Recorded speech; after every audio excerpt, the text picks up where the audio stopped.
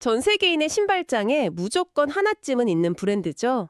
그런데 이 거대한 스포츠 제국이 방금 11년 만에 최저점이라는 엄청난 굴욕을 맛봤습니다. 안녕하세요. 틈틈이와 알아보는 미국 주식 틈틈입니다. 오늘은 나이키 NK 이 기업 하나만 제대로 파헤쳐 봅니다. 오늘 저희가 최근 실적 발표를 담은 10Q 보고서부터 어닝콜 스크립트 그리고 레딧의 스니커즈 매니아들 반응이랑 월가 애널리스트들의 냉혹한 분석까지 싹 다 모아봤는데요. 수많은 자료를 다 쥐어짜서 과연 지금의 나이키 NK가 바닥에서 줍줍해야 할 가치 투자처인지 아니면 아직도 피를 흘리면서 떨어지는 칼날인지 그 핵심만 쫙 짚어드리겠습니다. 네, 안녕하세요. 여기서 정말 흥미로운 점은요. 지금 우리가 분석해야 할 대상이 단순히 신발을 몇 켤레 팔았느냐 하는 1차원적인 문제가 아니라는 겁니다. 현재의 나이키 NK는 글로벌 공급망의 구조적 한계, 그리고 극단적으로 변해버린 소비자 트렌드, 또 기업의 뼈대를 아예 갈아 끼우고 있는 거대한 구조조정이 복잡하게 얽힌 거대한 비즈니스 케이스 스터디 그 자체거든요. 그렇죠. 우리 구독자 여러분 중에도 현관문에 신발 하나쯤은 무조건 있으실 텐데요. 이 친숙한 기업의 내부 재무제표나 주가 흐름은 지금 그야말로 전쟁터입니다. 먼저 가장 최근인 2026 회계연도 3분기, 그러니까 2월 28일에 종료된 실적 수치부터 한번 뜯어보죠. 겉보기엔 방어를 꽤 잘한 것 같았거든요. 매출은 11억 3억 달러로 성장률 0%에 그쳤지만 예상치를 살짝 웃돌았고요. 주당 순이익도 0.35달러로 월가 예상치인 0.30달러를 상회했습니다. 네, 수치만 보면 그렇죠. 근데 구독자 입장에서는 이게 조금 헷갈립니다. 지난번이랑 비교하면 어떤 게 달라진 건가요? 분명히 예상치를 넘었는데 왜 장외에서 주가가 흔들리더니 결국 11년 만에 최저점인 51달러에서 53달러 구간까지 쫙 밀려버린 거죠? 그 헤드라인에 뜬 예상치 상회다는 포장지를 좀 벗겨내고 그 이면의 메커니즘을 봐야 하는데요. 직전 분기나 전년 동기와 비교했을 때 수익성을 나타내는 펀더멘털이 좀 심각하게 훼손되었습니다. 전년 동기 대비 순이익이 무려 35%나 급감했어요. 5억 2천만 달러에 그쳤거든요. 와, 35%나요? 이익이 거의 3분의 1 넘게 날아간 거네요. 맞습니다. 여기서 가장 뼈아픈 수치가 바로 매출 총이익률, 즉 마진율인데요. 이번 분기 마진율이 40.2%로 떨어졌습니다. 이게 전년 대비 130bps, 그러니까 1.3%포인트나 하락한 수치예요. 이거 1.3%포인트 하락이요? 소매업에서 그 정도면 꽤 큰 타격 아닌가요? 그럼요. 기업의 가격 결정력이 무너졌다는 적색 경보나 다름없습니다. 다만 개선된 지표도 확실히 하나 있긴 합니다. 지난 분기 내내 시장을 짓눌렀던 골칫거리, 재고 문제 아시죠? 이 재고가 75억 달러로 전년 대비 1% 감소하면서 드디어 통제 범위 안에 들어왔습니다. 쉽게 말해서 창고에 쌓인 재고라는 급한 불은 껐는데 물건 하나 팔 때마다 남는 마진율이 확 줄어들어서 시장이 실망했다는 거네요. 마치 식당에 손님은 계속 오는데 재료비가 올라서 남는 게 하나도 없는 상황 같은 거군요. 정확히 그 지점입니다. 시장이 우려한 게 바로 그거거든요. 재고라는 급한 불을 끄기 위해서 극단적인 프로모션, 즉 할인 행사를 너무 남발했어요. 이게 브랜드 가치 훼손이랑 마진 압박이라는 부메랑으로 돌아온 거죠. 죗값에 팔리지가 않으니까 수익성이 떨어지는 아주 구조적인 늪에 빠진 겁니다. 결국 안 팔리는 물건을 막 할인해서 넘겼기 때문에 마진이 박살났다는 건데 그 할인 행사 말고도 회사의 수익성을 갉아먹을 근본적인 이유가 또 있다고요. 네, 단순히 할인을 넘어서서 기업의 피를 말리는 두 가지 거대한 압박이 있었습니다. 첫 번째는 북미 지역의 관세 인상과 공급망 이슈에 따른 비용 증가입니다. 관세요? 네, 북미 지역 자체 매출은 3% 올랐는데 치솟는 관세 타격이 원가를 확 높여버린 거죠. 게다가 여기에 2억 3천만 달러에 달하는 구조조정 비용이 일회성으로 반영됐습니다. 테네시나 미시시피 물류센터 등에서 무려 775명을 해고하고 대규모 자동화 시스템을 도입했거든요. 775명이나 해고하면서 2억 달러가 넘는 돈을 썼다고요? 아니 당장 마진도 안 나오는데 왜 그런 무리수를 둔 겁니까? 단기적인 출혈을 감소하더라도 장기적으로 운영비나 인건비를 확 줄이겠다는 뼈를 깎는 결단인 거죠. 자동화가 딱 완료되면 물류 처리 비용이 획기적으로 낮아지니까요. 미래를 위한 투자라는 거군요. 그렇습니다. 하지만 당장 재무제표에는 엄청난 타격이죠. 그리고 아까 말씀드린 더 심각한 두 번째 원인, 바로 중화권 시장입니다. 중국 매출이 16억 2천만 달러로 7%나 하락했는데요. 이게 자그마치 7분기 연속 매출 하락입니다. 7분기 연속이요? 와, 진짜 심각하네요. 네, 중국 현지 브랜드인 안타나 리닝 같은 곳들이 이른바 애국 소비 트렌드에 막 올라타면서 글로벌 무역 관세 이슈까지 겹쳐서 아주 고전 중이죠. 그리고 또 호카나 온러닝 같은 경쟁사들도 약진하고 있고요. 그래서 이게 나이키 주가에는 무슨 의미죠? 지금 중국 현지 브랜드들의 약진이나 무역 관세 이야기도 뭐 중요하겠지만 결국 핵심은 이 중국 시장에서의 부진과 관세 문제가 나이키의 장기 밸류에이션의 완전 치명타인가요? 아니면 극복 가능한 변수인가요? 정치적인 입장을 다 빼고 객관적인 투자자 관점에서 팩트만 짚어보겠습니다. 관세 문제는 현재 기업의 통제 바뀐 외부 요인이 맞습니다.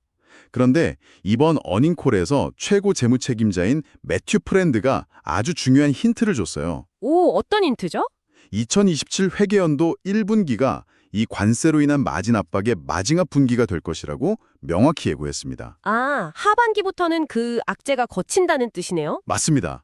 즉 주가 관점에서는 하반기의 마진 턴어라운드 가능성을 집중적으로 지켜봐야 한다는 의미입니다. 외부 요인인 관세는 하반기에 풀릴 가능성이 있다고 치더라도 진짜 문제는 내부 전략의 실패 아닌가 싶어요.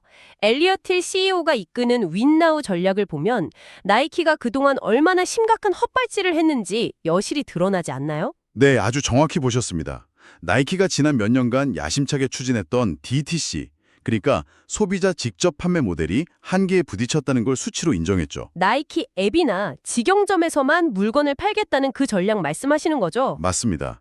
중간 도매상을 빼고 유통마진까지 독식하겠다는 계산이었는데 결과적으로 이번 분기 나이키의 디지털 채널 매출이 20%나 급감했습니다. 왜냐하면 소비자들이 오프라인 매장에 가서 여러 브랜드를 비교해보는 그 탐색의 경험을 완전히 무시한 거거든요. 아, 백화점이나 멀티샵 매대에서 다 철수하고 우리 앱에서만 사세요 하다가 역풍을 맞았네요. 신발을 마치 아이폰처럼 팔려고 했던 거군요. 그렇죠. 결국 딕스 스포팅 구찌나 플라커 같은 전통적인 도매 파트너들에게 다시 돌아가고 있습니다. 실제로 이번 분기에 도매 매출이 5% 상승하면서 그나마 회복세를 돕고 있다는 점이 이걸 증명하죠. 접근성을 다시 높이는 쪽으로 방향을 틀었다는 거네요. 그렇다면 팔 물건, 즉 제품 자체의 경쟁력은 어떻게 변하고 있나요? 제가 레딧의 스니커즈 커뮤니티 반응을 쭉 보니까 요즘 나이키 신발에 대한 불만이 꽤 많더라고요. 약간 피로감을 호소한달까? 맞아요. 레딧 같은 커뮤니티에서 지적하는 핵심이 바로 에어포스 1, 덩크, 조던 1 같은 클래식 프랜차이즈의 피로도입니다. 나이키 경영진도 이걸 깨닫고 지금 의도적으로 이 제품들의 시장 공급 물량을 50% 가까이 확 줄이면서 포트폴리오를 재편하고 있어요. 잠깐만요. 진짜요? 지금 성장이 0%라면서요? 당장 매출이 급한데 그나마 잘 팔리던 효자 상품 공급을 반토막 낸다고요? 당장 단기적인 매출 타격, 그러니까 저성장은 불가피하죠. 하지만 낡은 재고를 비워내고 브랜드 희소성을 높여야만 그 다음 세대의 혁신을 진열할 수 있기 때문입니다. 아, 클래식을 줄인 그 빈자리에 진짜 기술력을 채워 넣겠다는 전략이군요. 이른바 스포츠 오펜스 전략이라는 거 맞죠? 네, 그렇습니다. 벌써 데이터가 반응하고 있어요. 러닝화 부문에서 페가수스 40일이나 알파플라이 같은 제품군이 이번 분기에 두 자릿수 성장률로 반등했거든요. 오, 두 자릿수나요? 확실히 러닝 쪽이 핫하긴 하네요. 그리고 진짜 승부처는 2026년에 선보이는 혁신 기술들입니다. 신경과학을 기반으로 한 나이키 마인드 플랫폼, 축구용 에어로핏 의류, 그리고 3D 프린팅 기술이 전면 적용된 에어맥스 1000 등이 대기 중입니다. 이런 R&D 역량이 다시 소비자들의 지갑을 열게 할 무기인 셈이죠. 정말 흥미롭네요. 단순한 패션 아이템이 아니라 진짜 기술로 승부수를 던지고 있군요. 게다가 제가 본 뉴스 중에 이사회의 팀 쿡 애플 CEO가 나이키 주식을 5만 주, 그러니까 약 300만 달러 어치나 매수했다는 소식도 있었잖아요. 이런 내부자 매수 시그널과 방금 말씀하신 혁신 제품들이 2026 북미 월드컵이라는 거대한 스포츠 이벤트와 만난다면 와, 폭발력이 엄청나겠는데요. 오, 흥분하시는 마음은 이해하지만 투자자로서 리스크를 좀 냉철하게 환기해 볼 필요가 있습니다. 물론 월드컵과 팀쿡의 매수는 아주 훌륭한 촉매제가 맞습니다. 아, 리스크가 또 있나요? 네, 회사는 지금 자사주 매입을 일시 중단하면서 현금을 확보하는 아주 방어적인 태세를 취하고 있어요. 엘리엇 힐 CEO 본인이 직접 턴어라운드에는 시간이 걸릴 것이라고 시장에 경고하기도 했고요. 아, 대표가 직접 시간이 걸린다고 했군요. 그렇습니다.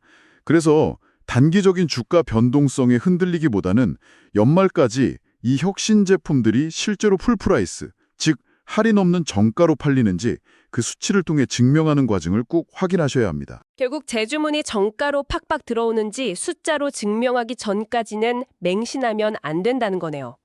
자, 오늘 저희가 다룬 나이키, NKE의 상황을 짧게 요약해 보겠습니다. 창고에 쌓인 악성 재고는 줄였지만 마진 압박과 중국 시장의 부진이 계속 발목을 잡고 있다. 하지만 실패한 DTC 전략에서 도매로 채널을 전환하고 있고 새로운 기술 기반의 러닝과 스포츠 제품군으로 기업의 뼈대 자체를 교체하기 시작했다. 이렇게 정리할 수 있겠네요. 네, 정확합니다. 그 뼈를 깎는 다이어트의 성과가 숫자로 찍힐 때가 진짜 턴어라운드의 시점일 겁니다. 구독자 여러분, 오늘 저희가 준비한 나이키, NKE의 심층 분석 어떠셨나요? 과거 클래식 스니커즈의 유행만 믿고 있다가 혼쭐이 난 뒤에 다시 진짜 스포츠 기술력으로 승부하려는 나이키의 과정이 참 눈물겹기도 하고 한편으론 기대되기도 합니다. 그런데 오늘 방송 중에 깊게 다루지는 않았지만 아주 날카로운 문제가 하나 남아있죠. 가성비 문제 말씀하시는 거죠? 맞습니다. 요즘 16달러가 훌쩍 넘는 나이키 신발을 두고 가성비를 따지면서 지갑을 닫는 소비자들이 늘고 있잖아요. 게다가 Z세대들은 친환경 중고 마켓인 리퍼비시드 프로그램 쪽으로 눈을 돌리기도 하고요. 과연 나이키가 압도적인 3D 프린팅 기술과 다가올 2026 월드컵 마케팅으로 이 깐깐한 가격 저항선을 뚫고 예전의 영광을 되찾을 수 있을까요? 자, 구독자 여러분은 나이키 NKE의 미래를 어떻게 보시나요? 댓글로 여러분의 날카로운 생각을 남겨주세요. 지금까지 틈틈이었습니다. 다음 시간에도 아주 흥미로운 기업 분석으로 찾아오겠습니다.